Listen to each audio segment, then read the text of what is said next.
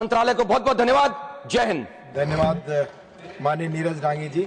माननीय मंत्री जी, आपका जवाब। माननीय मंत्री जी प्लीज माननीय मंत्री जी।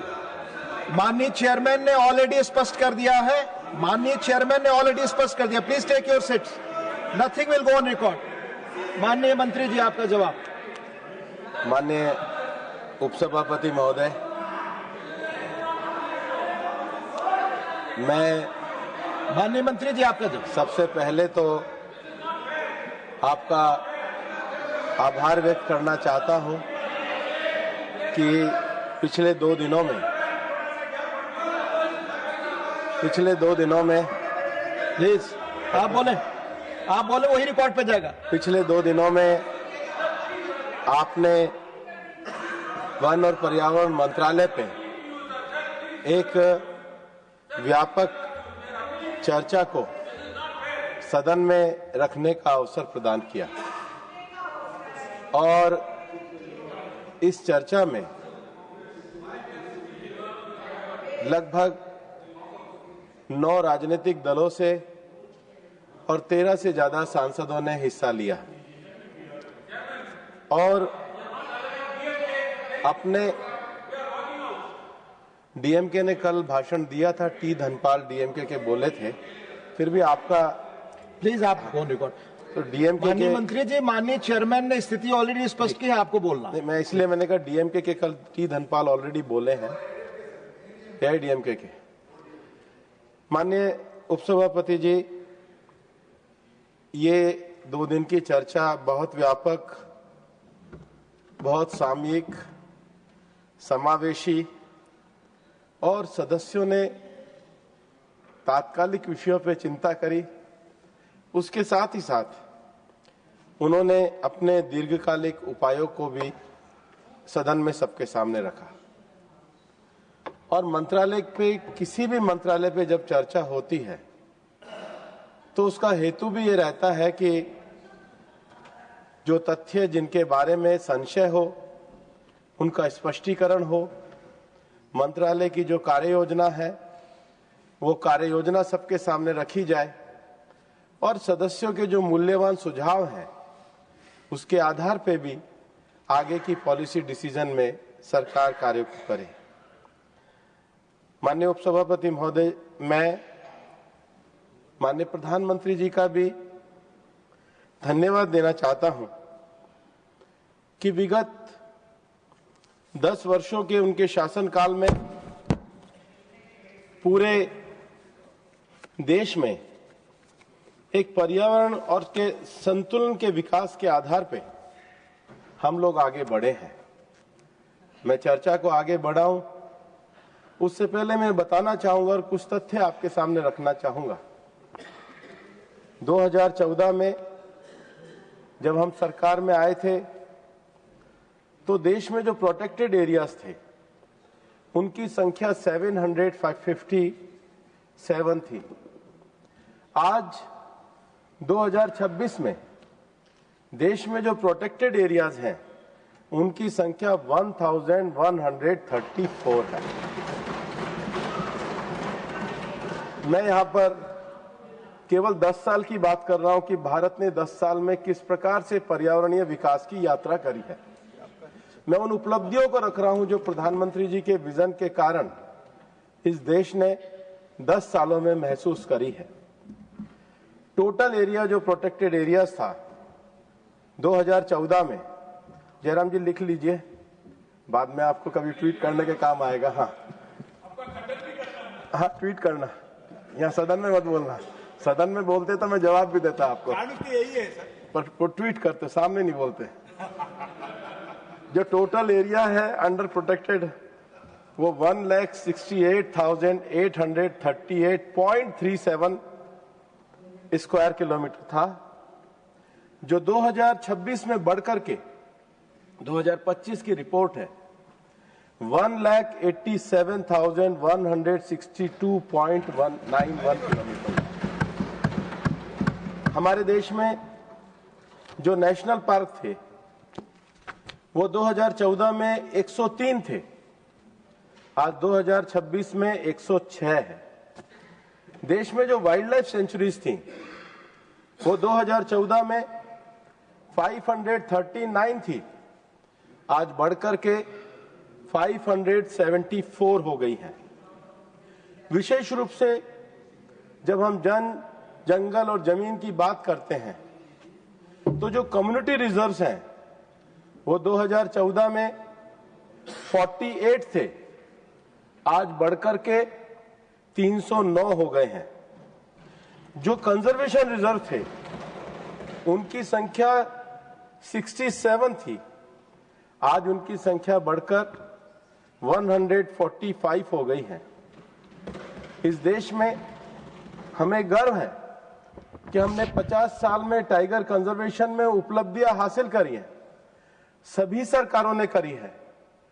और 2014 में टाइगर की जो पॉपुलेशन थी वो 2226 थी, जो अब 2026 में बढ़कर जो पूरी एक्सरसाइज होती है 3682 हो गई है और दुनिया के 70% वाइल्ड लाइफ टाइगर हमारे पास है। 2014 तक देश में केवल 47 टाइगर रिजर्व्स थे, आज उनकी संख्या बढ़कर के 58 हो गई है। 2014 में देश में 26 एलिफेंट रिजर्व्स थे, आज उनकी संख्या बढ़कर 33 हो गई है। 2014 में देश में जो लॉयन पॉपुलेशन थी वो 523 थी, आज बढ़कर 891 हो गई है। जब अफ्रीका में भी लॉयन की संख्या में गिरावट आ रही है तो जो उसको प्रोटेक्ट करते हुए, उनके कंजर्वेशन प्रोटेक्शन को आगे बढ़ाते हुए जो विषय वो भारत में हो रहा है और हमारे यहाँ संख्या बढ़ रही है। 2014 तक जो हमारी एक जल की वाटर की एक जो महत्वपूर्ण स्पीशीज थी डॉल्फिन, उसका कभी भी एस्टिमेशन नहीं होता था। हमने सरकार में आने के बाद प्रोजेक्ट डॉल्फिन को प्रारंभ कराया, उसका नेशनल लेवल का सर्वे कराया, उसका जो सर्वे में डॉल्फिन की संख्या का जो एस्टिमेशन है वो रिलीज किया और आज 2025 में जो फर्स्ट डॉल्फिन का एस्टिमेशन हमने कराया है, देश में 6,327 वो रिवर डॉल्फिन अब देश के अंतर्गत है और उसके प्रिजर्वेशन कंजर्वेशन का कार्य हम कर रहे हैं।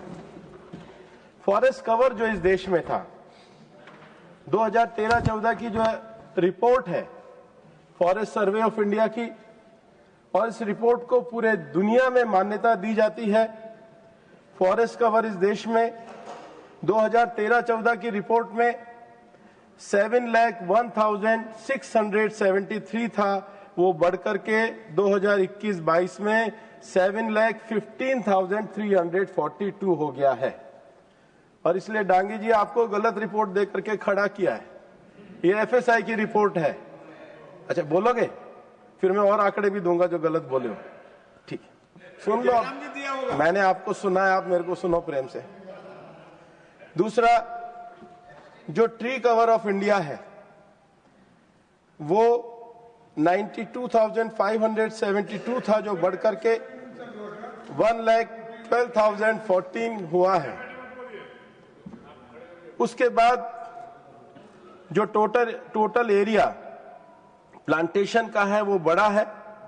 रिकॉर्डेड फॉरेस्ट एरिया भी जो आईएसएफआर की रिपोर्ट में 4,056 था, वो बढ़कर के काफी ज्यादा हुआ है। देश में जो मैंग्रोव कवर है वो 4,740 था, वो बढ़कर के 4,991 हुआ है। मैं रिकॉर्डेड फॉरेस्ट एरिया को वापस से पढ़ना चाहूंगा। 7,64,566 था, वो बढ़कर के 7,75,377 हुआ है।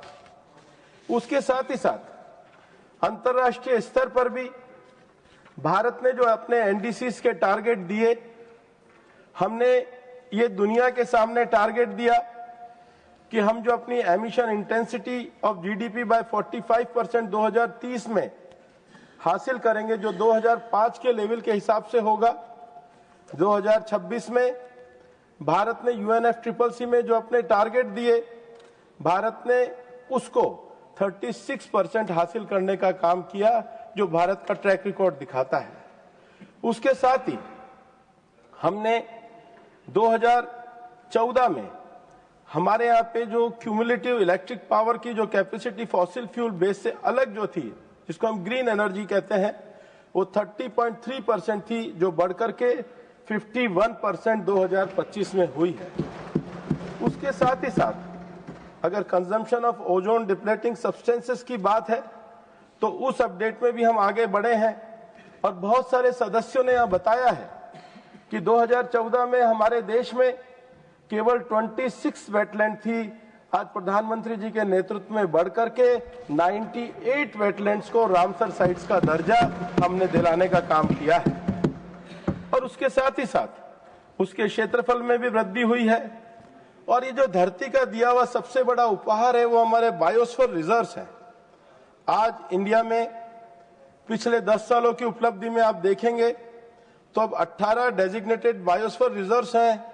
और हमारे जो 18 डेजिग्नेटेड बायोस्फीयर रिजर्व्स हैं, उसमें से 12 को यूनेस्को के वर्ल्ड नेटवर्क बायोस्फीयर रिजर्व्स में भी शामिल किया गया है, जो मनुष्य और प्रकृति के लिए दुनिया की सबसे बड़ी धरोहर है। उसके साथ ही हमारे जो BSI और ZSI के जो इंस्टीट्यूट है, वो स्पीशीज, प्लांट स्पीशीज के बारे में भी उन्होंने कार्य किया है। भारत ने अपने NDC में दिए गए जो अपना संकल्प है, उसके हिसाब से हमने देश में एडिशनल कार्बन सिंक क्रिएट करने का भी काम किया है।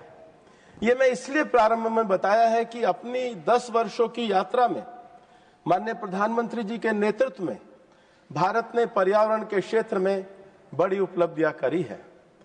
माननीय उपसभापति महोदय, हमारे मंत्रालय के 3 बड़े विषय हैं। पहला एनवायरमेंट, दूसरा फॉरेस्ट और तीसरा क्लाइमेट चेंज का विषय, ये हमारे मंत्रालय के मैंडेट के अंतर्गत आता है। मैं आपको ये कहना चाहता हूं कि हम उन पर्यावरणीय मानकों को निर्धारित करते हैं, जो पर्यावरणीय मानक इस देश के किसी भी विकास के कार्यों के साथ जुड़ने चाहिए। क्योंकि हम ये सब मानते हैं कि जितना भी मानव आधारित गतिविधियां इस पूरे कार्यकाल में या पूरे संसार में होती हैं, उन गतिविधियों में हम विकास के साथ साथ पर्यावरणीय मानकों को भी बनाए रखने का काम करें। और इसलिए हम ये मानते हैं कि जो सबसे बड़ा विषय है हमारे मंत्रालय में और जो माननीय प्रधानमंत्री जी के नेतृत्व में हम पूरे देश में एक गवर्नेंस के मॉडल को लेकर के आए हैं, वो होल ऑफ गवर्नमेंट अप्रोच है। होल ऑफ गवर्नमेंट अप्रोच का बात का मतलब ये है कि हम साइलो में काम ना करें, हम साइलो से निकल करके हम एक साथ कार्य करें। कल जब अयोध्या रामी रेड्डी जी कह रहे थे, तो वो भी कह रहे थे कि आपको मंत्रालय में एक अप्रोच के साथ सारे इंस्टीट्यूशन में काम करना चाहिए। हमारे मंत्रालय के अंतर्गत, चूंकि मैंने पिछले 4 वर्षों में इस मंत्रालय को देखा है और इस मंत्रालय के मंत्री बनने के बाद मुझे गर्व होता है कि इस मंत्रालय के पास पिछले 100 वर्षों की परंपरा के बेस्ट इंस्टीट्यूट है, जो फॉरेस्ट्री के मामले में, साइंस के मामले में, रिसर्च के मामले में, टेक्सोनॉमी के मामले में जो बहुत अच्छे बेहतरीन इंस्टीट्यूट है। लेकिन जब हम मंत्री बने, 2014 के पहले बनाए गए, हाँ पहले बनाए गए, लेकिन अब अच्छा 100 साल से बने हुए हैं। 47 से भी पहले बने थे, 1947 से पहले।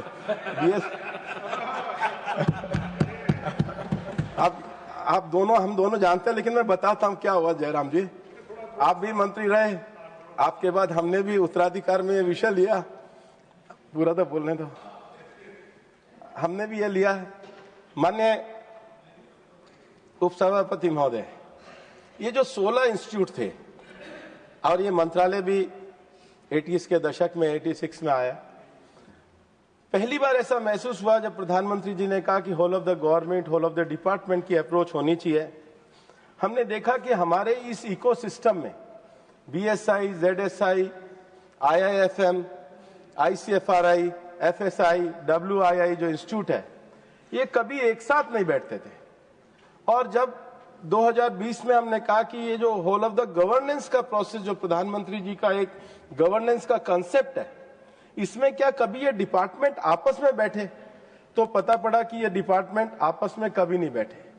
और इसलिए मंत्रालय ने प्रधानमंत्री जी के विजन को लेते हुए एक हम लोगों ने इनफॉर्मल बॉडी बनाई, जिसका नाम हमने निरंतर रखा। हमारी ये जो निरंतर बॉडी है, इसका नाम है National Institute for Research and Application of Natural Resources to Transformation, Adapt and Build Resilience. और मंत्रालय ने ये जो इनफॉर्मल अपना ये निरंतर का जो एक प्लेटफॉर्म बनाया, इसमें सबसे बड़ी बात ये हुई कि हमने उसके 4 डिपार्टमेंट किए ताकि होल ऑफ द डिपार्टमेंट की अप्रोच के आधार पर ही पॉलिसी इंटरवेंशन हो। सबसे पहला इकोसिस्टम एंड सर्वे एनालिसिस, दूसरा research and management of ecosystem services, तीसरा कैपेसिटी बिल्डिंग सपोर्ट और चौथा क्लाइमेट चेंज सपोर्ट। मेरा यह मानना है कि मंत्रालय बनने के बाद लगातार 3 महीने 4 महीने में इस निरंतर प्लेटफॉर्म के माध्यम से हमने एक होलिस्टिक अप्रोच के साथ इस देश के पर्यावरण की जो तीनों चुनौतियां हैं, पहला एनवायरमेंट क्लियरेंस के विषय, दूसरा हमारे देश के फॉरेस्ट और बायोडायवर्सिटी के विषय, तीसरा क्लाइमेट चेंज के विषय, उसको होल ऑफ द डिपार्टमेंट की अप्रोच के साथ हमने काम करना शुरू किया। और इसलिए माननीय उपसभापति जी, हमें जो सबसे ज्यादा लगता है कि इस देश में सारे सदस्य हमारे को ये बताते हैं कि भाई एनवायरनमेंट के लिए आप कोई ऐसे मानक तय करो जिससे हम लोग एनवायरनमेंट के स्टैंडर्ड को बना सके। और यही कारण है कि मंत्रालय ने कुछ नई गाइडलाइन पिछले 2 सालों में शुरू करी। सबसे पहले introduction of registered environment editor. ये जो एनवायरनमेंट ऑडिटर हम लोग लेकर के आए हैं कि एनवायरनमेंट की जो भी इंडस्ट्री लगती है, जैसे हम लोग एक फाइनेंशियल ऑडिट देते हैं, हम अपनी कैपेसिटी का ऑडिट देते हैं, सोशल ऑडिट करते हैं, ऐसे ही एक सेल्फ एनवायरनमेंट ऑडिटर के संस्थान के माध्यम से एनवायरनमेंट ऑडिट आना चाहिए। और मैं मानता हूं कि इसको इस रूल्स के बाद एक नया परिवर्तन आएगा, जो प्रधानमंत्री जी के जिसको रिफॉर्म कहते हैं, उस रिफॉर्म्स का ये हमारे मंत्रालय का हिस्सा है। दूसरा, हमने जो consent to operate has been made perpetual, इसको करने के बाद जो सबसे बड़ी बात हुई है कि देश में जो इंडस्ट्री में एक वातावरण भय का और निराशा का रहता था, उनको ज्यादा ईज आउट करने की बात करी है। उसके साथ ही हमने consolidate single consent for handling of all hazardous and other waste, उसमें भी करा है। और स्पेशल प्रोविजन विशेष रूप से माइक्रो और स्मॉल यूनिट के लिए करने का काम किया है। उसके बाद इस रिफॉर्म्स को आगे बढ़ाते हुए एनवायरनमेंट क्लियरेंस के हिसाब से हम कुछ और नए प्रोविजन लेकर के आए हैं। सबसे बड़ी बात जो है, हमने इसमें जो अपना डिजिटल कैपेसिटी है उसको बढ़ाने का काम किया है। इस देश में एक समय था, अब मैं नहीं कहूंगा कि इनकी सरकार के समय होता था, क्योंकि दुनिया पूरा देश जानता है कि इस देश में एक समय था जब एनवायरनमेंट क्लियरेंस लेने में 600 दिन लगा करते थे। 600 दिन का अर्थ है कि अगर कोई आदमी इंडस्ट्री लगाने की सोचता था तो एनवायरनमेंट क्लियरेंस 3 साल बाद जाकर के मिलती थी। आज ये परिस्थिति निर्मित हुई है कि जो एनवायरनमेंट क्लियरेंस है उसको 90 दिन से भी कम समय में हम लेकर के आए हैं। 3 साल को 3 महीने में लाने का काम किया है। ये 3 महीने में लाने का कार्य कैसे हुआ है? ये 3 महीने के लाने का काम सरकार के डिजिटल एम्पावरमेंट को बढ़ा करके हुआ है।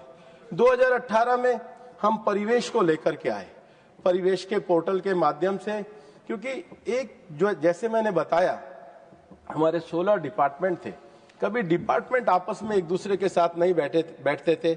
हमने उनके डिस्कशन के लिए जो मैंने निरंतर कहा, निरंतर जैसा हम एक प्लेटफॉर्म लेकर के आए। उसी प्रकार से फाइलें भी कभी आपस में बात नहीं करती थी। कभी एनवायरनमेंट क्लियरेंस की फाइल होती थी तो वाइल्ड लाइफ की फाइल से बात नहीं होती थी, वाइल्ड लाइफ की होती थी तो CRZ से बात नहीं होती थी। अब हमने इसको सारे सिस्टम को इंटीग्रेट करने का काम किया। इंटीग्रेट करने के इस काम के साथ साथ जब ये परिवेश आगे बढ़ा तो फिर हम 2 साल पहले परिवेश 2.0 लेकर के आए। परिवेश 2.0 में हमने जो सबसे बड़ी बात करी, जो प्रोजेक्ट प्रोपोनेंट है, जो अपना प्रोजेक्ट लगा रहा है, वो ट्रांसपेरेंसी के साथ देखे कि भाई मेरी फाइल कहाँ रुकी हुई है। और उसका ये परिणाम हुआ कि देश में आज परिवेश एनवायरनमेंट कोई भय का वातावरण निर्मित नहीं करता है। ये ट्रांसफॉर्मेसी, ये परफॉर्मेंस और ये गवर्नेंस में जो स्टैंडर्ड है उसका काम करता है। और परिवेश आज प्रधानमंत्री जी के डिजिटल एम्पावरमेंट का एक बहुत बड़ा सशक्त उनका हस्ताक्षर बना है, जो देश की प्रगति में सहायक हो रहा है। और इसके साथ ही परिवेश में इतना करने के बाद अब हम परिवेश 3.0 की ओर जा रहे हैं। और परिवेश 3.0 के साथ हम एनवायरनमेंट क्लियरेंस को और आगे करने जा रहे हैं। उसके साथ ही साथ आज देश में जो सबसे बड़ी चुनौती है वो सर्कुलर इकोनॉमी है। हमने नीति आयोग के साथ मिलकर के बहुत सारे रूल्स पे काम करना शुरू किया है, क्योंकि आज सर्कुलर इकोनॉमी ये देश की सबसे बड़ी ताकत बन रही है। और इसलिए पिछले 1 साल में हमारे मंत्रालय के द्वारा चाहे ई वेस्ट का विषय हो, चाहे यूज्ड ऑयल का विषय हो, चाहे इलेक्ट्रॉनिक वेस्ट का विषय हो, लगातार उनके लिए रूल बना करके गाइडलाइन बनाने का काम किया है। शहरी क्षेत्रों में हम बहुत ज्यादा चुनौतियों को देख रहे हैं और विशेष रूप से हमारे कांग्रेस के सदस्य और बाकी सदस्य भी प्रदूषण में PM10 की बात जो करते हैं, क्योंकि एक बार जो शहरी क्षेत्रों में जो कंस्ट्रक्शन और डेमोलेशन होता था, वो कंस्ट्रक्शन और डेमोलेशन में कभी भी कोई नियम और कानून नहीं थे कि किस प्रकार से किए जाए। अब हमने कंस्ट्रक्शन एंड डेमोलेशन के लिए भी रूल्स को लागू करने का काम किया है।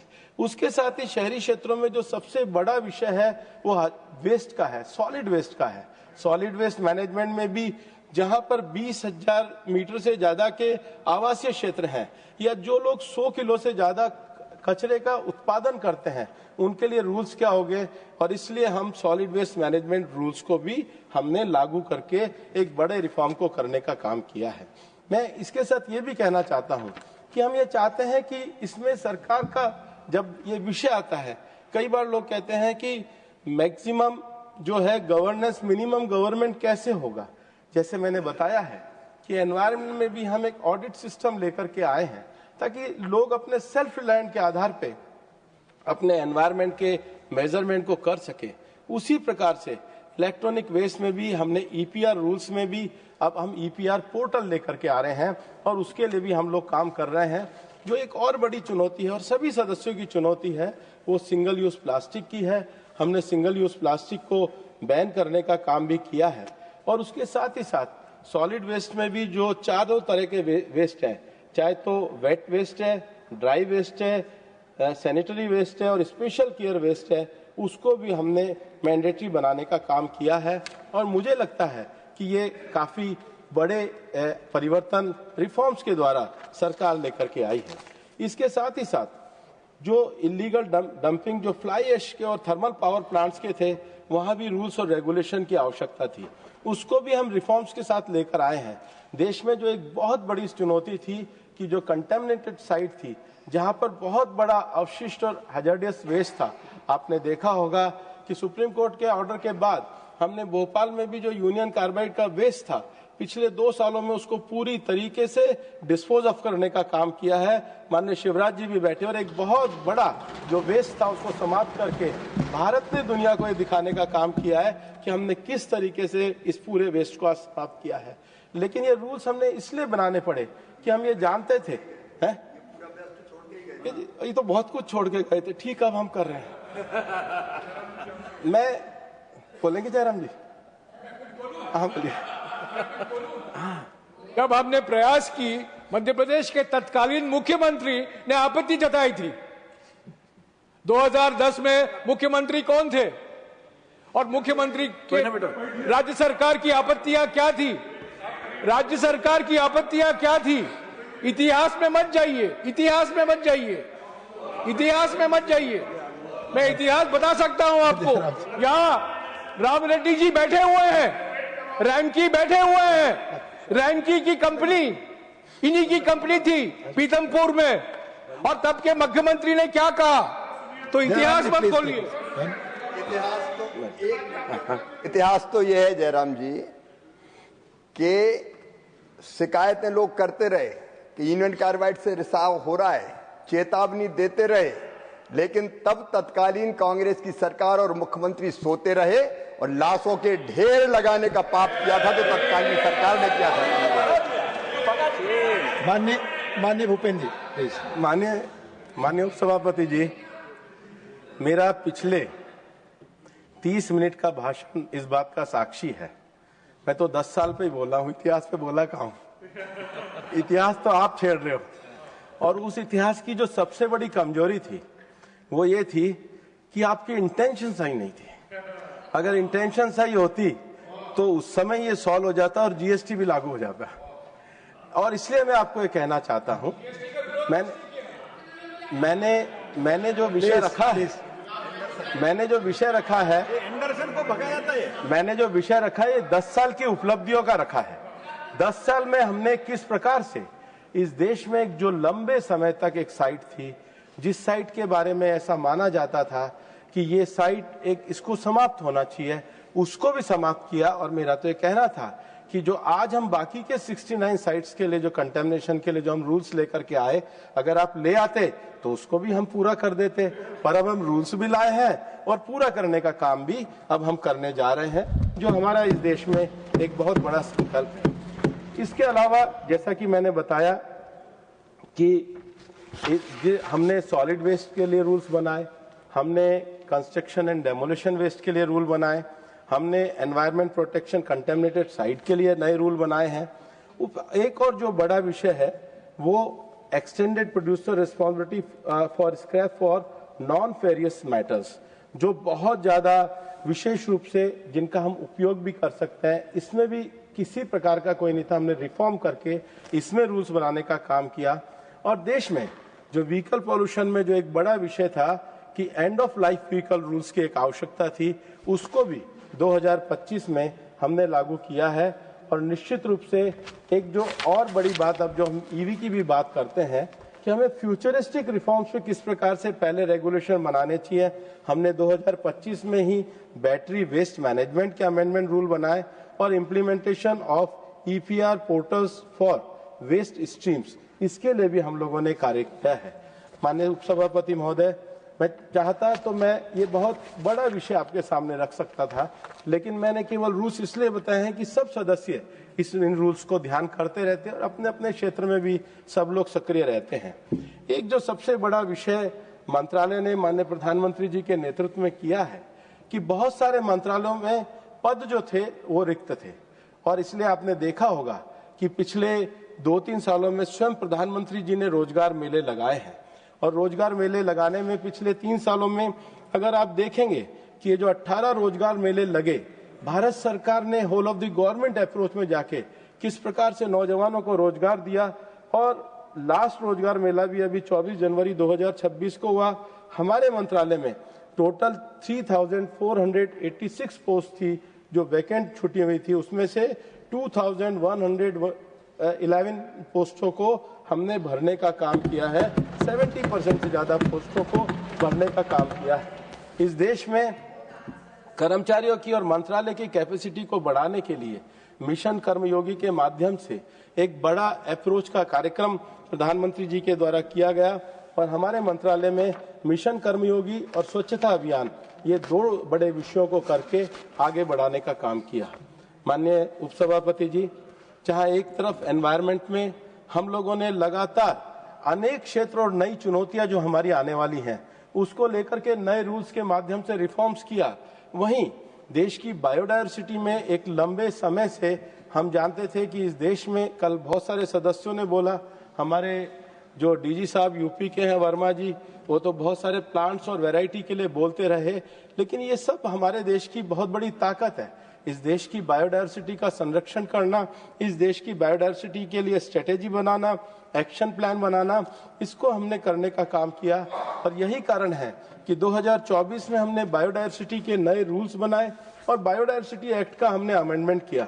सबसे बड़ा जो बायोडायवर्सिटी एक्ट का अमेंडमेंट हुआ है, उसका जो एक बहुत बड़ा लाभ हुआ है कि जो हमारे देश में पारंपरिक नॉलेज रखने वाले जो आयुर्वेद के लोग हैं, जो हमारी ट्राइबल कम्युनिटीज हैं, जिनके पास ये नॉलेज है, उनको एक्सेस बेनिफिट शेयरिंग भी होनी चाहिए। और इसके लिए हमने इसको की रिफॉर्म किया। विशेष रूप से हमारे जो वाइल्ड मेडिसिनल प्लांट्स हैं, उनको एनकरेज करने के लिए, उनके कल्टीवेशन के लिए, उन मेडिसिनल प्लांट्स को प्रोटेक्ट करने के लिए ये हमने लेकर आए। और उसका जो सबसे बड़ा लाभ है, हम आज जो दुनिया को एक आयुर्वेद की जो सबसे बड़ी सौगात दे सकते हैं, विशेष रूप से इंडियन सिस्टम ऑफ जो मेडिसिन है उसके प्रोटेक्शन का काम इस अमेंडमेंट के माध्यम से किया। और एक लंबे समय तक लोग इस क्षेत्र में काम क्यों नहीं करते थे? क्योंकि हर चीज में ऐसा लगता था कि उनके ऊपर कोई क्रिमिनल केस बन जाएगा। प्रधानमंत्री जी जो ये जन विश्वास बिल लेकर के आए, इस जन विश्वास बिल के अंतर्गत भी हमने अलग से भी जब हम अमेंडमेंट लेकर आए तो हमने जो अननेसेसरी प्रोविजन थे उनको डीक्रिमिनलाइज करने का काम किया।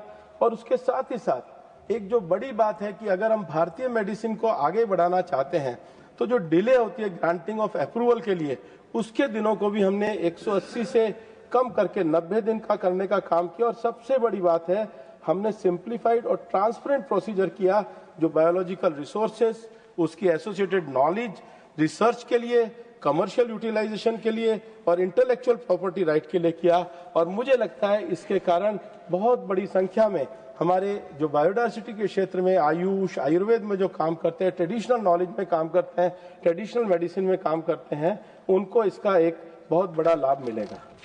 उसके साथ ही हमारे देश में जब भी जो इस बात की आवश्यकता है, वो इस बात की आवश्यकता है कि जो हमारे कॉमन एफ्लुएंट ट्रीटमेंट प्लांट्स हैं, इंडस्ट्री वगैरह लग जाती थी, बाद में जो CETP लगते थे उसके लिए एक लंबा प्रोसीजर लगता था, जबकि वो तो फंडामेंटली इस बात के लिए थे कि भाई आप इंडस्ट्री लगाना चाह रहे हो तो आपके CETP होने चाहिए। हमने बहुत बड़ा उसको रैशनलाइज और रिक्वायरमेंट करते हुए और उसको टाइम से एश्योरेंस करते हुए उसको एग्जेम्पशन देने का काम किया। और इस एक प्रक्रिया से देश में औद्योगिक क्षेत्रों में जो CETP है, हमने जो एक प्रोसेस को इजी करने का काम किया है, वो वहाँ के औद्योगिक क्षेत्र के एनवायरनमेंट के जो नॉर्म्स है उनको बनाने में सहायता करेंगे। उसके साथ ही साथ माननीय उपसभापति महोदय, अगर आप देखेंगे कि ये हमारे नायडू जी यहाँ पर बैठे हैं, एयरपोर्ट का जो एक्सटेंशन होता था, विशेष रूप से जो B2 का एयरपोर्ट का एक्सटेंशन होता था, उसमें वापस से हियरिंग होती थी। और जो हमारे इंफ्रास्ट्रक्चर के जो प्रोजेक्ट है, सर एक इधर बोल रहे थे, मैं उधर देख रहा था, यही काम आपने दिया, इधर बोल रहे हैं, मैं इधर देख रहा हूँ। Please please.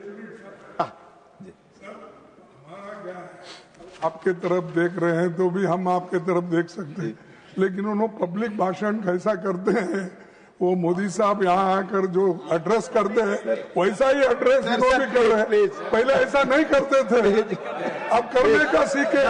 और हर एक पैराग्राफ में आप देखिए उनके ऊपर के मोदी मोदी मोदी मोदी, उसके सिवाय कुछ नहीं। प्लीज माननीय भूपेंद्र जी, प्लीज। माननीय नेता सदन। ऑन द लाइटर साइड, उन्होंने कहा कि आप मोदी मोदी मोदी मोदी करते हैं, हम तो करते हैं, लेकिन आप भी दिन रात मोदी मोदी मोदी ही याद करते हैं, ये याद रखना चाहिए। माननीय भूपेंद्र जी, माननीय भूपेंद्र जी, माननीय भूपेंद्र जी, प्लीज प्लीज मौके पे प्लीज प्लीज। मोदी के गलत काम को सही बताते हैं और हम जो वो गलत करते हैं उसको गलत बताते हैं। माननीय ये मोदी के सही काम को हम सही बताते हैं, मोदी जी के सही काम को हम सही बताते हैं। मोदी जी के काम के कारण देश में जो इम्पैक्ट पड़ता है, उससे इनको जो डर होता है, उसको ये याद करते हैं। माननीय भूपेंद्र जी, माननीय भूपेंद्र जी, आप बोल। माननीय भूपेंद्र जी, सर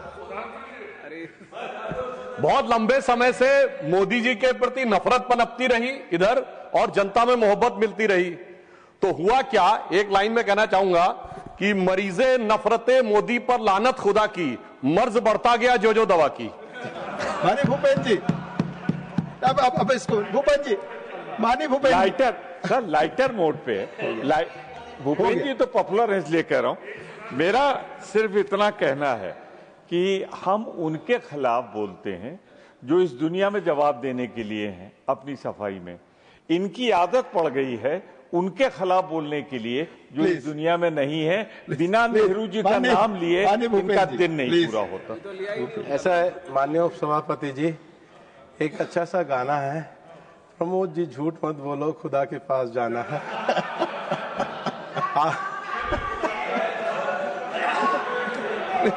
माननीय अब चल लीजिए माननीय उपसभापति महोदय, अब चल लीजिए प्रभु जी, प्लीज नहीं बोलो। अपने ऊपर लागू करना चाहिए और ना ये जहां जाएंगे वो बताने लायक नहीं होगा। माननीय भूपेंद्र जी। माननीय उपसभापति महोदय, एक मैंने उपलब्धियां और रिफॉर्म्स के बारे में आपके सामने विषय रखा। मेरा ये कहना है कि इतना ये रिफॉर्म्स करने के बाद मैंने शुरू में भारत के फॉरेस्ट क्षेत्र की उपलब्धियों के बारे में रखा। एक जो बड़ा विषय है कि आज प्रधानमंत्री जी के नेतृत्व में अंतर्राष्ट्रीय स्तर पर भारत ने क्लाइमेट एक्शन प्रोग्राम में एक बहुत बड़ी लीड ली है। UNFCCC में जो अपने एनडीसीज थे, उन एनडीसीज को हमने निश्चित समय के अंतर्गत पूरा किया और आज जो नए कोलिशन अंतर्राष्ट्रीय क्षेत्र में बने हैं उन्होंने दुनिया में नए मानक स्थापित किए हैं। विशेष रूप से रिन्यूएबल एनर्जी के क्षेत्र में इंटरनेशनल सोलर अलायंस बनाया गया और इंटरनेशनल सोलर अलायंस का हेडक्वार्टर भी गुड़गांव के अंतर्गत है।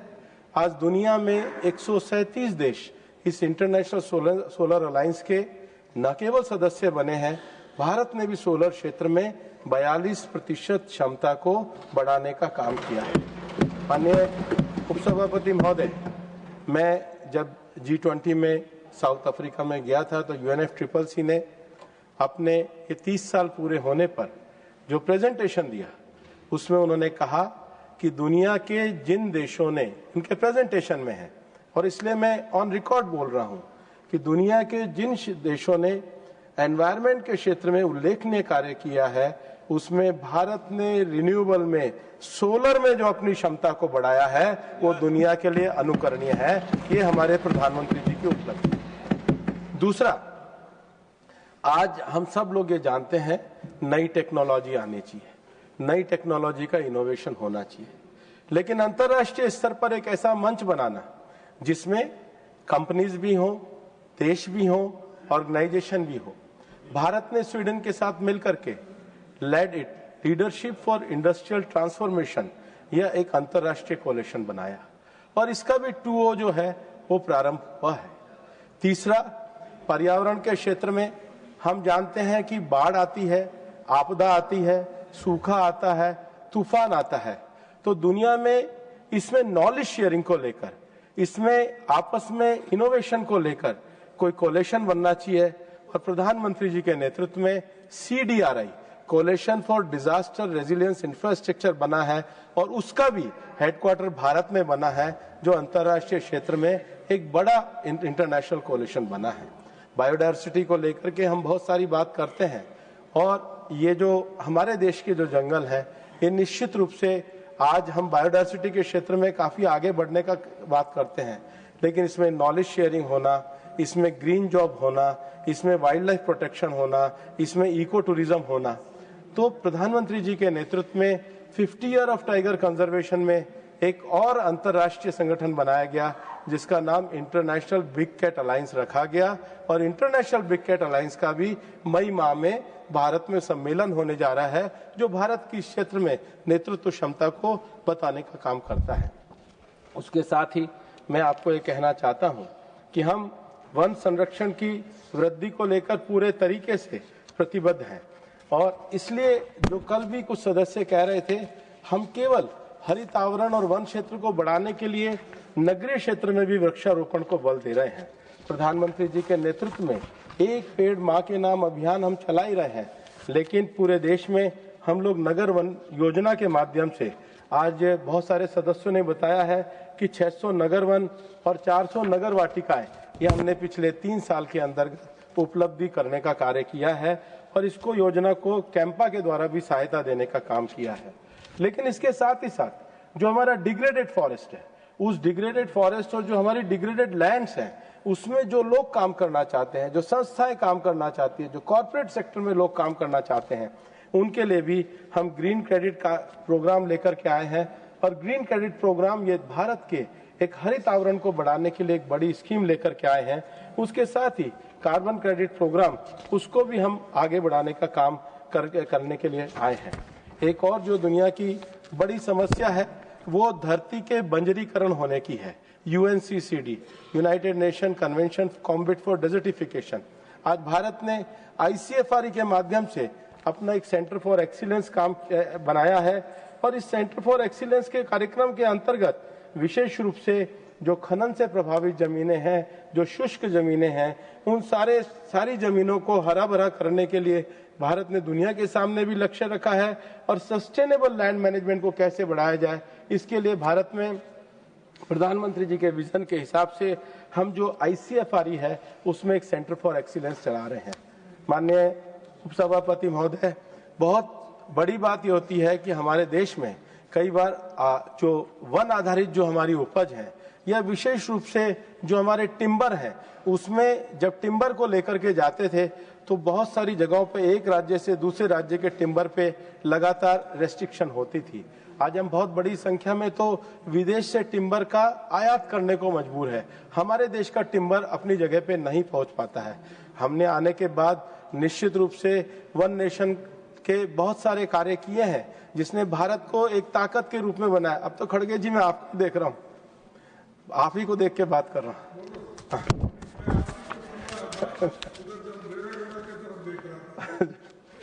देवगौड़ा जी आपकी तरफ नहीं देख रहे, वो मेरी तरफ देख रहे हैं। और इसलिए हमने नेशनल ट्रांजिट पास सिस्टम जो है NTPS की शुरुआत करी है। और ये जो NTPS है ये 33 राज्य केंद्र शासित प्रदेशों द्वारा अपनाई जा चुकी है। और मुझे बताते हुए खुशी है कि 2 मार्च 26 तक NTPS पोर्टल पर 5,83,709 ये आवेदन प्राप्त हुए, जिसमें 3,31,796 ट्रांजिट परमिट और 2,23,163 ये NOC जारी हो चुके हैं। ये जो प्रणाली है प्रधानमंत्री जी की जो ईज ऑफ डूइंग बिजनेस है उसको सुदृढ़ करती है। देश के जो वन उत्पाद हैं उनको सुगम और वैधानिक परिवहन के लिए एक विश्वसनीय डिजिटल मंच प्रदान करती है। माननीय उपसभापति महोदय, अभी तक जो सबसे बड़ी बात है कि जो टिम्बर का मार्केट रेट तय होता था उसका इको मार्क हमारे पास नहीं था और हम उसका एक बहुत बड़ा पैसा वो दुनिया के बाकी संस्थानों को देते थे। हमने एक प्रमाण सर्टिफिकेशन की शुरुआत करी है जिसमें हमने उसके साथ ही साथ वन क्षेत्र के जो बाहर के वृक्ष हैं, जो ट्री आउटसाइड फॉरेस्ट है, उनका प्रमाणन और वन उत्पादों की जो चेन ऑफ कस्टडी है उसका प्रमाणन भी शामिल करा है, ताकि हमारे देश में जो लोग एग्रो फॉरेस्ट्री का काम करते हैं उनको किसी प्रकार की दिक्कत ना आए। नेशनल ग्रीन मिशन है उसको आगे बढ़ाने का काम किया है। लेकिन नेशनल ग्रीन मिशन को आगे बढ़ाने के साथ साथ 2015-16 से अब तक 10 सालों में 17 राज्य और एक केंद्र शासित प्रदेश में 1,71,345 हेक्टेयर क्षेत्रफल में वनीकरण के लिए 1,016 करोड़ रुपए की जो राशि है वो आवंटित की गई है।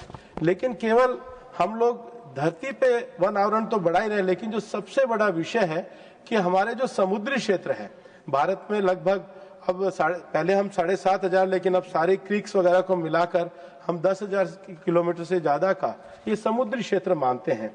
यहाँ पर हम लोगों ने मैंग्रोव प्लांटेशन के लिए योजना मिष्टी चलाई है। मिष्टी का अर्थ है mangrove initiative for sea shoreline habitat and tangible income, जिसका शुभारंभ प्रधानमंत्री जी के द्वारा 5 जून 2023 को किया गया था।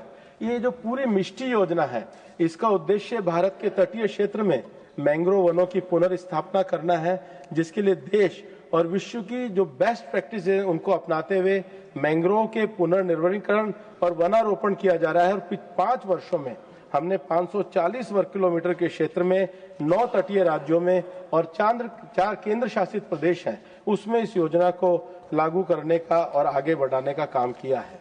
माननीय उपसभापति महोदय, ये धरती पे मनुष्य के अंदर जो सबसे बड़ी करुणा है, करुणा का भाव केवल हमें अपने मनुष्यों में तो होना ही चाहिए, लेकिन इस प्रकृति के प्रति, वन्य जीवों के प्रति भी होना चाहिए।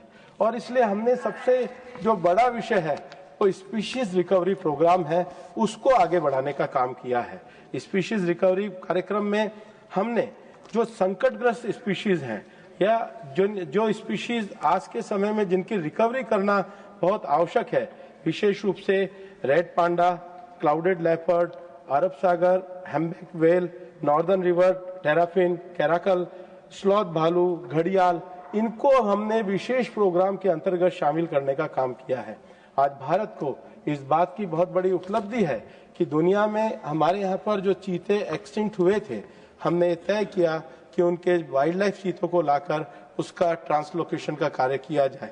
मेरा मानना है ये कार्यक्रम हमारे आने से पहले शुरू हुआ था, लेकिन इसको लागू करके और इसको जमीन पर उतारने का काम ये हमारी सरकार में प्रधानमंत्री जी के नेतृत्व में करने का काम हमने किया है। और हम जो 20 चीते लाए थे, मुझे पता है शुरू में इसमें दिक्कत आई थी, आलोचना का भी डर था, और शुरू में यहाँ के जो वातावरण है उसमें उनका एक्युमुलेट होने में भी काफी समय लगने वाला था।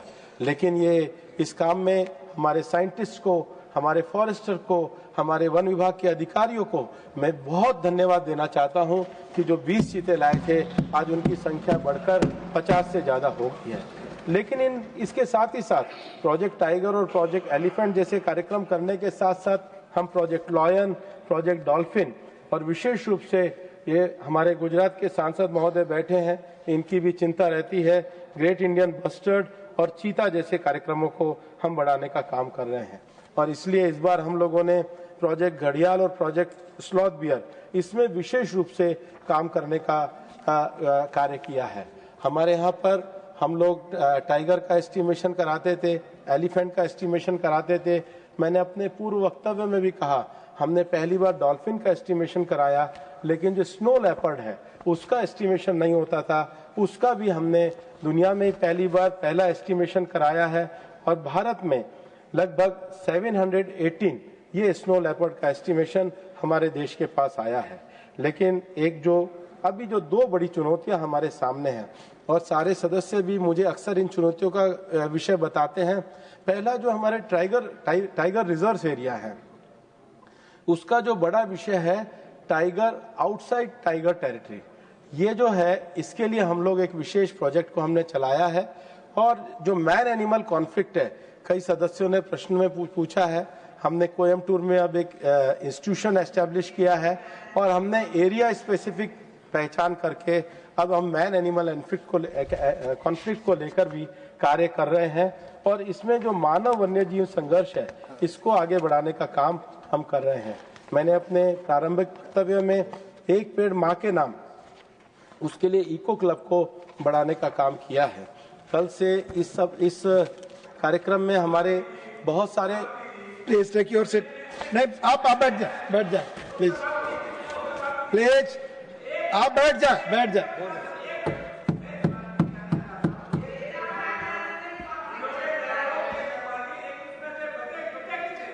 प्लीज आप बैठ जा माननीय मंत्री, please take your seat, nothing is going on record.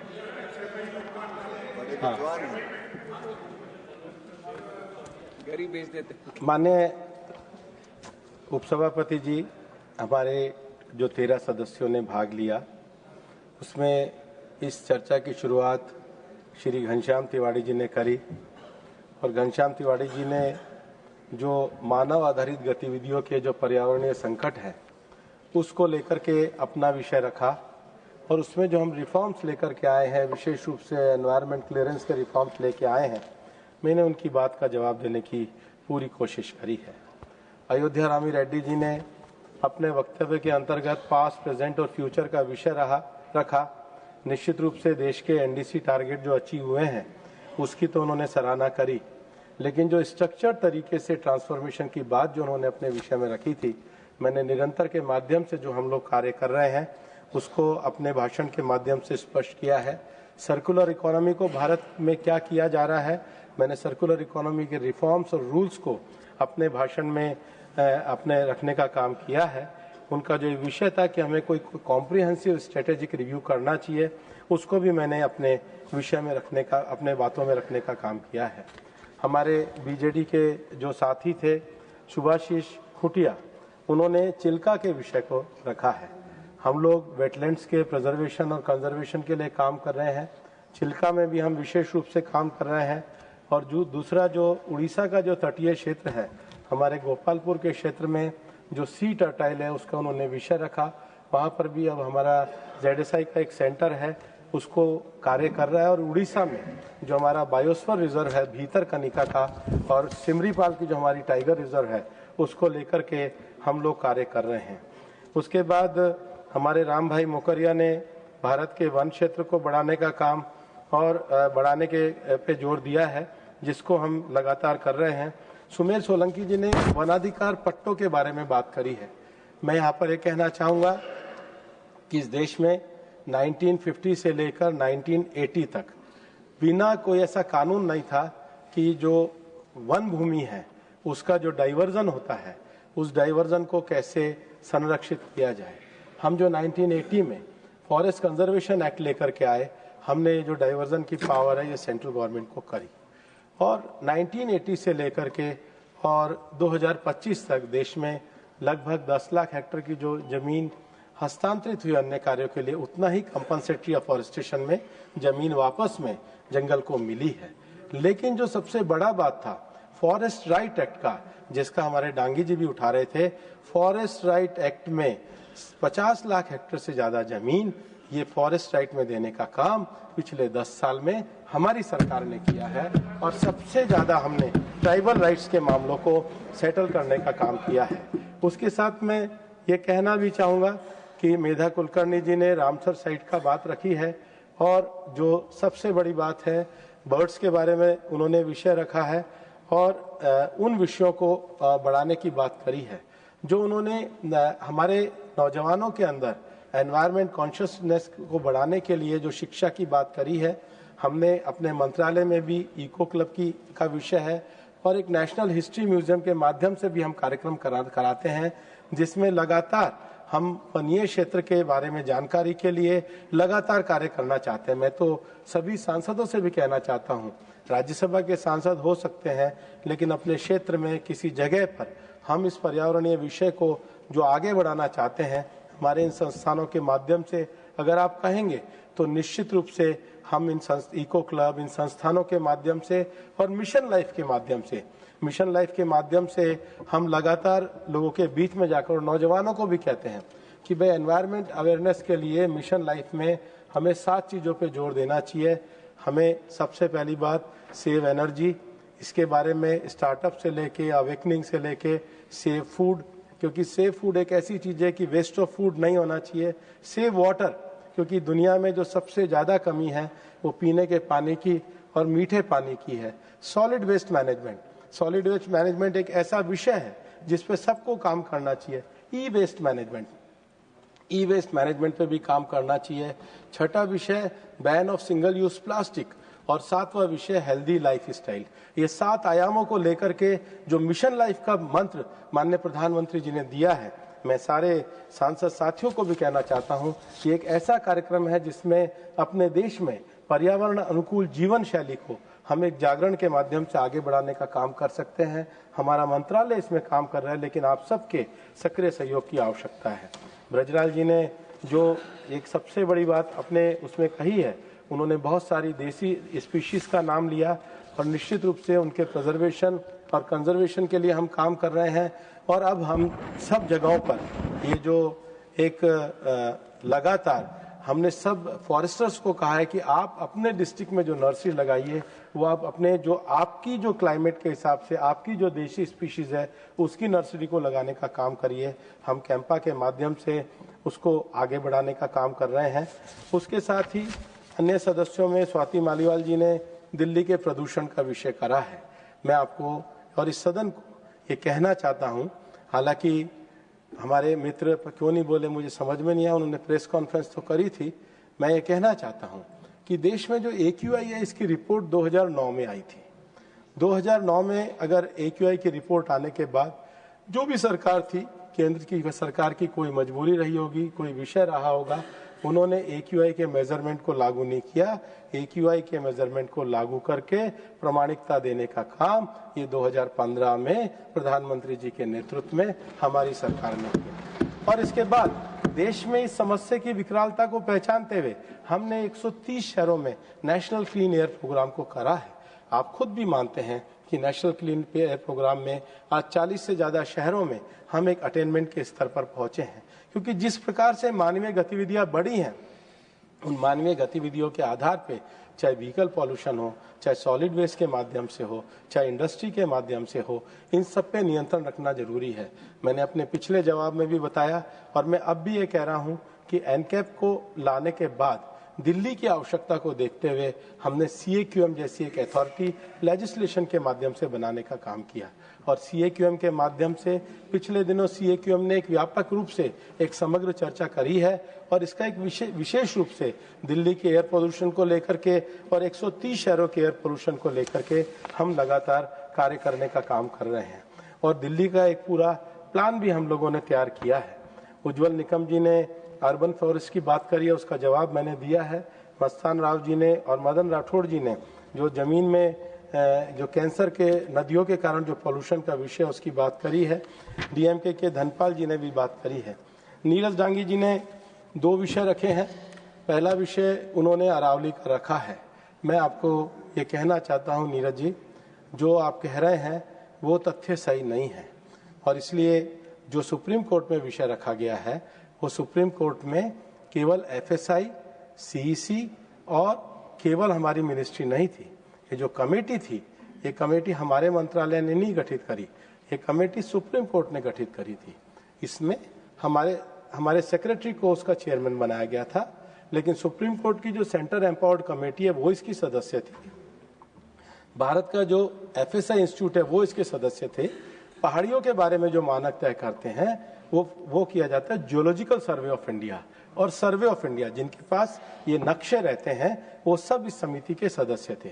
मैं आपको ये कहना चाहता हूं कि न्यायालय ने अपना जो निर्णय दिया, उस न्यायालय के निर्णय में उन्होंने इस डेफिनेशन के लिए उन्होंने कहा, ये डेफिनेशन कोई मिनिस्ट्री ऑफ एनवायरनमेंट की नहीं थी, ये जो जियोलॉजिस्ट थे दुनिया के रिचर्ड मॉर्फी, उनकी डेफिनेशन के आधार पे हुआ था। लेकिन जहां तक अरावली का प्रश्न है, ये निर्णय आने के भी 2 साल पहले हम ऑलरेडी ग्रीन अरावली का एक प्रोजेक्ट चला चुके हैं और ग्रीन अरावली के द्वारा मैं इस सदन में कहना चाहता हूं, अरावली के पूरे संरक्षण के लिए हमारी सरकार पूरे तरीके से प्रतिबद्ध है। मैं आपको ये कहना चाहता हूं, आप पूछ लो, लेकिन फिर आपको अनईजी उत्तर मिलेंगे। पूछ लो, हाँ पूछ लो।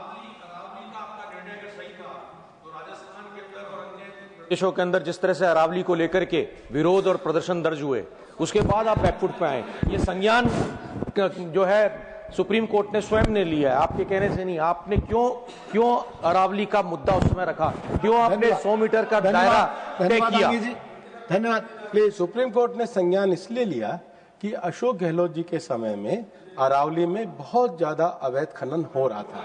जब अब सुन तो लो प्लीज, आपने सवाल पूछा और जवाब दे रहे, सुनिए प्लीज।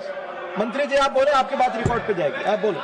सवाल आप पूछते हैं डांगी जी, तो उत्तर भी सुनिए प्लीज। नहीं, आपने सवाल पूछ लिया डांगी जी, प्लीज। माननीय मंत्री जी आपका उत्तर दे। ऐसा है, बैठो प्लीज। माननीय मंत्री जी को बोलो। ऐसा है डांगी जी, आप प्लीज सुने। ऐसा है डांगी जी, आप इस सदन में अभी आए हैं, मैं इस सदन में 2012 में आया था। और प्लीज डांगी जी आपकी बात लोगों ने धैर्य से सुना, आप सुने, उत्तर सुने। 2012 में जब राजस्थान में कांग्रेस में अशोक गहलोत जी की सरकार अवैध खनन कर रही थी, तो मैंने हाउस में प्लीज, हर बात पे ऑब्जेक्ट नहीं, please please take your seats. No, माननीय मंत्री जी आप बोले, आपकी बात रिकॉर्ड पे जाएगी। आप ऐसा है, वो जो अवैध खनन कर रही थी उस समय मैंने इस हाउस में राजस्थान के अवैध खनन पे जो आज कह रहा हूं वही नाम लेकर मुद्दा उठाया था। आप रिकॉर्ड में से निकलवा लेना, आप समझे। और प्लीज मैं गलत नहीं कह रहा हूं, मैं पार्लियामेंट के रिकॉर्ड में मेरे आपकी बात रिकॉर्ड पे नहीं जा रही है डांगी जी, अब बैठ जाए आप। नहीं, नॉट अलाउड, बार बार खड़े होंगे, मैं इजाजत नहीं दूंगा। प्लीज आप बोले, ये आपकी बात ही रिकॉर्ड पे जाएगी। उपसभापति ये गलत व्यवहार। Please take your seat. आप बोले आपकी बात रिकॉर्ड पे सभापति महोदय, हर बात पे क्या सदन का प्लीज जयराम जी, सही तरीका नहीं, अपनी बात कहें उत्तर न सुने, नहीं ये नहीं जाएगा। आप बोले माननीय भूपेंद्र जी, आप बोले, उत्तर दें आप, आपकी बात ही रिकॉर्ड पे जा रही है। प्लीज सभापति महोदय, मेरा प्लीज, ये गलत है जयराम जी। मेरा उस समय का भाषण जो है वो मेरा भाषण यहाँ पर उपलब्ध है, इनको भी पता है। लिटिगेशन आज की नहीं है, इनके समय में जब अवैध माइनिंग हो रही थी तो लोग कोर्ट में पहुंचे थे। कोर्ट में पहुंचने के बाद अरावली का जो खनन है, हमने पिछले लंबे समय तक अरावली के खनन को किसी भी प्रकार से प्रोत्साहित नहीं किया। अरावली में कोई खनन नहीं किया। दिल्ली में अरावली में पूरी तरह माइनिंग बैन है, फरीदाबाद में पूरी तरह बैन है, गुड़गांव में पूरी तरह बैन है। इनके समय में जो अवैध खनन हुआ वो लिटिगेशन का बेस था, और इनके समय के जो इनके समय में जो माइनिंग है, पूरे सबको पता है कि अरावली की जो 70 से 80% माइंस हैं वो इन्हीं के समय में दी गई है। आज ये उस पाप को छुपाना चाहते हैं, और ये एक विषय जो बार बार कह रहे हैं, मैं सदन के सामने कह रहा हूं कि हम अरावली में पूरे तरीके से अरावली के प्रोटेक्शन के लिए कार्य कर रहे हैं। 4 टाइगर रिजर्व अरावली में है, हमारे टाइम में अभी हमने करे 2। अरावली में आज हम इको सेंसिटिव जोन का काम अब हम लोग कर रहे हैं, कुंभलगढ़ का तो अभी हमने किया है। 18 वाइल्ड लाइफ सेंचुरी है, ये हमारे समय में है, मैं वहां भी चल रहा है। इको सेंसिटिव जोन है, पूरी पब्लिक हियरिंग है, आप भी आ जाइए। आपको कौन रोक रहा है? प्लीज आप कौन रोक रहा है? जयराम जी, हर बात पे खड़ा होना सही नहीं। प्लीज आइए, तो बहस नहीं, आइए। प्लीज ये गलत परंपरा। आप प्लीज देखो, आप बोले, देखो माननीय उपसभापति महोदय, वो हमारे अच्छे मित्र हैं, वो रिकॉर्ड पे ये भाषण भी दे सकते थे। उन्होंने डांगी जी को क्यों आगे किया? वो तो मेरे खिलाफ ट्वीट करते हैं, लेकिन प्लीज नहीं, नथिंग विल गो। प्लीज माननीय मंत्री जी, आप बोले, आपकी बात रिकॉर्ड पे जाएगी, हम लोग आगे चलें। प्लीज आप बोले, विल सी आप बैठ जाए, मैं देखिए। प्लीज माननीय भूपेंद्र जी, आप अपनी बात कहें। मेरा ये कहना है, अगर आपको ये विषय रखना था,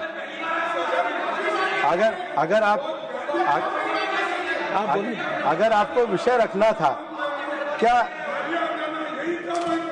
क्या ये विषय वो ऑन रिकॉर्ड भी तो रख सकते थे।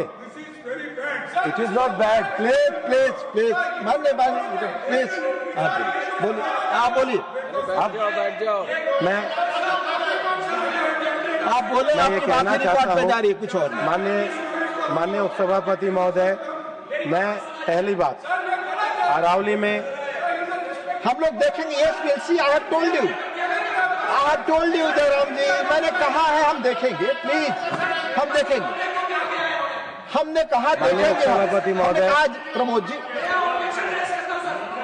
हम लोग देखेंगे, मैं कह चुका हूं। प्लीज आप बैठे, मैंने कहा है भाई, मैंने कहा मैं देखेंगे। चल प्लीज आप बोले, प्लीज आप बोले। Please Jairam ji, take your seat. माननीय मंत्री जी, आप बोले। आपकी बात अब रिकॉर्ड पे नहीं जा रही है, मैं ऑलरेडी बैठे कहा है हमने देखेंगे। प्लीज मैंने कहा है देखेंगे, मैं बोल चुका हूँ सर। नो बोलिए आप।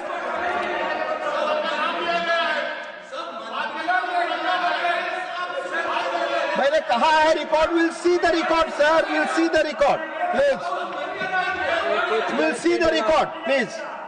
चले आप बोले, बोले आप, बोले आप भूपेंद्र जी, आप बोले। माननीय उपसभापति महोदय, आपके बोले, मैंने कहा है रिकॉर्ड देखेंगे, प्लीज टेक योर सीट। आपके बोले, आपके आपके आप बोले, आप बोले, कंटिन्यू कर लीजिए।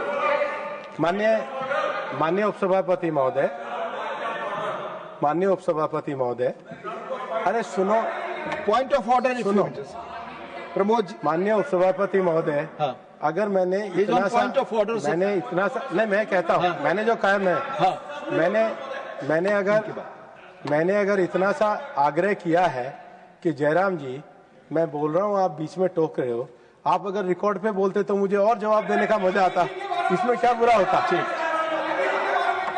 डांगी जी के बारे में मैंने बोला, प्लीज जयराम जी प्लीज। हाँ बोले, बोले, गलत बोला किस रूल के तहत, क्या गलत बोला? 238 क्या मैंने यही बोला कि मैंने सदन में आया था 2012 में। Reason point of order. हाँ प्रमोद जी, आप सब बैठ जाए। Pramod ji point of order पे, Pramod ji point of order पे। 238(2) नियम जिनका बोलते समय पालन किया जाएगा। जी जी, किसी सदस्य के विरुद्ध व्यक्तिगत दोषारोपण नहीं करेगा। मेरी बात तो सुने, लेट मी एक्सप्लेन। हाँ क्लॉज, लेट मी एक्सप्लेन। यहाँ इन्होंने नीरज डांगी जी का नाम लिया है, व्यक्तिगत दोषारोपण किया है। मंत्री जी ने पूरी तरीके से नियमों का उल्लंघन किया है। कहा है हम लोग मेरी बात करेंगे, सुने, मेरी बात तो सुने। जब पॉइंट ऑफ ऑर्डर का आप मौका दें तो मुझे ये तो कहने दे मैं क्या कहना चाहता हूँ। मैं तो पूछ रहा हूँ क्लॉज कौन सा, आप क्लॉज ही नहीं बता रहे हैं। किस क्लॉज के तहत? मैंने 238(2) कहा, पेज नंबर नहीं होता। ठीक, किसी सदस्य के विरुद्ध व्यक्तिगत दोषारोपण नहीं करेगा, क्योंकि सदस्य हैं, सदस्य का नाम लिया है। चूंकि भारतीय जनता पार्टी को हमने ऑलरेडी कहा हम एग्जामिन करेंगे, चेयर ने डिसीजन दे दिया के खिलाफ, शेड्यूल कास्ट के खिलाफ चेयर ने कहा व्यक्तिगत को आपत्ति है। माननीय भूपेंद्र जी, उन्होंने भाषण दिया है तो नाम ले ही सकते हैं। हमने कहा है हम देखेंगे। आवाज please, the chair will see and do the needful, the chair will see and do the needful please. माननीय भूपेंद्र जी आप बोले। मैंने कहा सर, आप तो शुरू से हर बार खड़े होकर बोल रहे हैं। आपको अगर रिकॉर्ड दिखाएं हर बात पे आप खड़े होते हैं। Please no no. मैं बताया कि माननीय प्रमोद जी, आपके कहने के पहले चेयर ने कहा, कि will see the record and do the needful. Please no Jairam ji, no, this is not expected from you. आपसे एक्सपेक्ट नहीं करते। नो माननीय भूपेंद्र जी आप बोले, आपकी बात रिकॉर्ड पे जाएगी।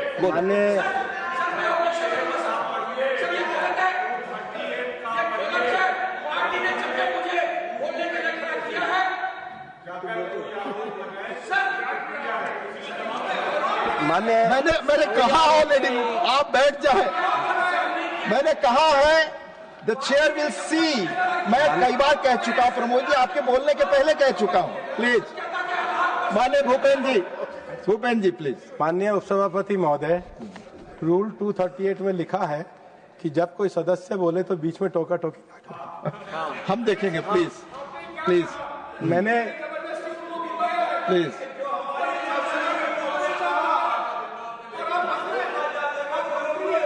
मैं देखिए जयराम जी आप ठीक है। मैं एक चीज कहना चाहता हूं, मैं दो चीजें कहना चाहता हूं। पहला विषय, जिस सुप्रीम कोर्ट जजमेंट की बात कर रहे हैं, उस सुप्रीम कोर्ट जजमेंट के पैराग्राफ, जो शुरू के पैराग्राफ है, उसमें मंत्रालय की जो ग्रीन अरावली की स्कीम है उसको कोर्ट ने अप्रिशिएट किया। इनके समय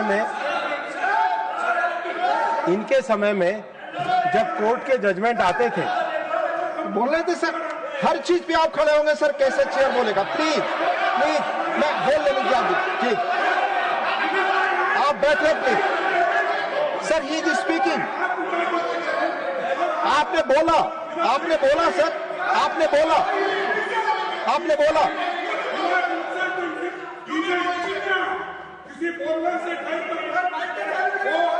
please, He knows everything, and you people are criticizing him. Chair ने ऑलरेडी कहा कई बार कि will see the record. Sir already क्या रिपोर्ट? भूपेंद्र जी आप बोले अपनी बात करें, आप बोले। माननीय सभापति महोदय, मैं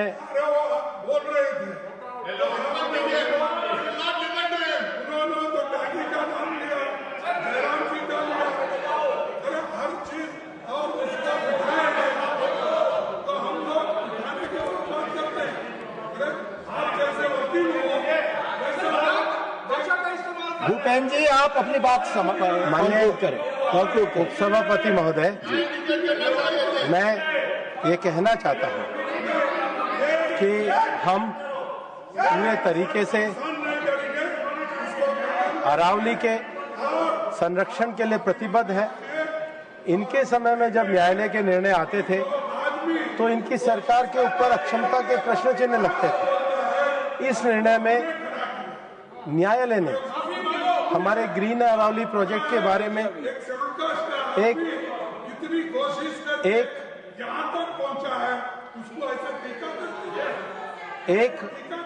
हमारे विषय पे सर उन्होंने सकारात्मक टिप्पणी दी है और उसके साथ ही साथ सकारात्मक टिप्पणी देने के साथ ही साथ हम पूरी तरीके से अरावली को प्रोटेक्ट करने के लिए सरकार प्रतिबद्ध है।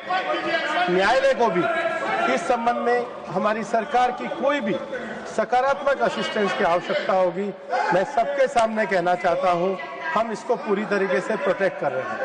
आज जो इनको सबसे ज्यादा परेशानी हो रही है, जब इनको लिटिगेशन का मूल पता लगा है और जब इनको लिटिगेशन के मूल के बारे में इनको एक जानकारी हुई है कि लिटिगेशन कब शुरू हुई, परिस्थितियां क्या थी, किन परिस्थितियों में खनिजों का आवंटन किया गया, और सर्वोच्च न्यायालय ने इस समिति का निर्धारण किया।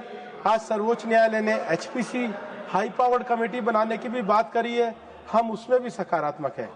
जब निर्णय आया था तब भी हमने निश्चित रूप से कहा था कि हम निर्णय की पूरी तरीके से पालना करेंगे। जो उद्देश्य है वो उद्देश्य अरावली का प्रोटेक्शन है। अरावली के प्रोटेक्शन के लिए सरकार पहले ही अरावली ग्रीन वॉल प्रोजेक्ट को शुरू कर चुकी है। अरावली के जो 29 के 29 डिस्ट्रिक्ट हैं उसमें हम इस प्रोटेक्शन कार्य को शुरू कर रहे हैं और इसको पूरी तरीके से प्रोटेक्टेड करके हम कार्य को आगे बढ़ाने का काम करेंगे और न्यायालय की भी एचपीसी में हम अपना सकारात्मक योगदान देंगे। मैं आपके माध्यम से एक बात और कहना चाहता हूं कि अभी एनजीटी का भी जो निर्णय आया है कि हमने निकोबार में भी जितने भी एनवायरमेंटल कंसर्न है उसका पूरी तरीके से ध्यान रखा है और विस्तार से भी हमने उसका पूरा जवाब न्यायालय के सामने रखा है। हमारा ये मानना है कि देश में जो पर्यावरण और प्रकृति है ये हमारी अमूल्य धरोहर है। पर्यावरण और प्रकृति का संरक्षण करना ये हमारा कार्य है और विकास के मार्ग में भी, इंडस्ट्रियल विकास के मार्ग में भी एनवायरनमेंट के नॉर्म्स और एनवायरनमेंट के स्टैंडर्ड को बनाए रखना ये भी हमारा काम है। मैं आज आपके सामने कहना चाहता हूं और बार बार हम माननीय प्रधानमंत्री जी की इस प्रतिबद्धता को आगे बढ़ाने का काम करते हैं, जिस प्रतिबद्धता के अंतर्गत हम ये कहना चाहते हैं, जो प्रधानमंत्री जी हमें निर्देशित करते हैं कि भारत दुनिया के जलवायु संकट में समाधान की भूमिका निभाएगा, कभी भी समस्या नहीं बनेगा। और आज देश में एनवायरनमेंट को लेकर जो हम रिफॉर्म्स कर रहे हैं, एनवायरनमेंट प्रोटेक्शन को लेकर के हम जो काम कर रहे हैं, उनके एक पेड़ माँ के नाम विजन और मिशन लाइफ जैसे विषयों को लेकर जन भागीदारी का काम कर रहे हैं। हमारा ये मानना है कि इकोलॉजी और इकोनॉमी के बैलेंस को रखते हुए भारत का जो मंत्र है और जो हमारे मंत्रालय का भी जो मंत्र है, हमारे मंत्रालय का मोटो हम कहते हैं प्रकृति रक्षित है रक्षत।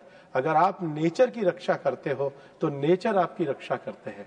नेचर के साथ जो को एग्जिस्टेंस है ये हमारा भाव है। नेचर के को एग्जिस्टेंस को साथ लेकर के जीना ये हमारी भावना है और इसलिए अनेक हमारे घनश्याम जी से लेके बहुत सारे सदस्यों ने जो हमारे फिलोसॉफिकल कंसेप्ट है, जो हमारे फिलोसॉफिकल मंत्र हैं, उनको सबके सामने रखा है। आज एक समय आया है जब भारत के दर्शन और भारत की फिलोसफी को हम अपनी पॉलिसी के अंदर लेकर के आए, भारत की फिलोसफी को हम अपने जीवन के अंदर लेकर आए, भारत की फिलोसफी को हम अपने व्यवहार के अंदर लेकर के आए। और यही कारण है कि हमारी सरकार जहाँ मिटिगेशन मेजर्स को लेकर के काम कर रही है, एडेप्टेशन प्रैक्टिसेस को बढ़ाने का काम कर रही है, वहीं इंडिविजुअल बिहेवियर के लिए मिशन लाइफ जैसा भी काम कर रही है। इस मंत्रालय के बहुत सारे विषयों को चर्चा हुई। मेरा उद्देश्य किसी को आहत करना नहीं था, मैंने केवल इतना ही कहा था कि जयराम जी, डांगी जी ने जो भाषण दिया अगर आप देते तो मुझे रिकॉर्ड पे आपका जवाब देने में ज्यादा आसानी होती। ये तो कोई भी लोकतंत्र में स्वस्थ परंपरा होती है कि आप सामने वाले को कहिए कि आप पूछिए, भाई हम जवाब देने को तैयार है। ना तो हमने कोई सम्मान किया, न किसी भी प्रकार से किसी की भावना को ठेस पहुंचाई। दो लोग बोल लेते तो भी क्या दिक्कत जाती। लेकिन मेरा ये मानना है कि ये जो सदन है ये चर्चा का और परामर्श का क्षेत्र है। आज दुर्भाग्य से चर्चा वो एक विषय पे नहीं रुकते हैं, चर्चा करने के लिए वो टिकते नहीं है और बोलना तो जानते हैं, जवाब सुनना नहीं जानते। जिस दिन वो जवाब सुनना जानेंगे उनका भी देश में योगदान होने लगेगा। सब लोग चर्चा में अपनी बात रखें लेकिन दूसरे का भी जवाब सुने, धैर्य उस चीज का रखे, उसके लिए सदन बना है। और उच्च सदन की मर्यादा तो और ऊंची है। इस मर्यादा को बनाने के लिए मैंने किसी का अपमान नहीं किया। मेरा यह मानना है कि जिन भी सदस्यों ने विषय रखे हैं उनके जो सकारात्मक विषय उनको आगे लेके बढ़ेंगे। और भारत ने पिछले 10 वर्षों में प्रधानमंत्री जी के नेतृत्व में जो उपलब्धियां ली हैं, उन उपलब्धियों के माध्यम से भारत दुनिया को जो वसुधैव कुटुंबकम का संदेश देता है। और हमारी जो प्रार्थना है सर्वे भवन्तु सुखिना, उसका अर्थ जो है केवल मनुष्य का सुख नहीं है, जो भी रहने वाले जीव जगत कल्याणकारी लोग हैं सबके सुखी की बात हम करते हैं। तो सर्वे भवन्तु सुखिने का जो मूल मंत्र है, वसुधैव कुटुंबकम का जो हमारा नारा है, और G20 में जो प्रधानमंत्री ने नारा दिया था कि वन वर्ल्ड वन फैमिली, उसका जो नारा है उसको लेकर के हमारा मंत्रालय उन दिशा निर्देशों पर कार्य कर रहा है। आपने चर्चा में भाग लेने का अवसर दिया, बहुत बहुत धन्यवाद।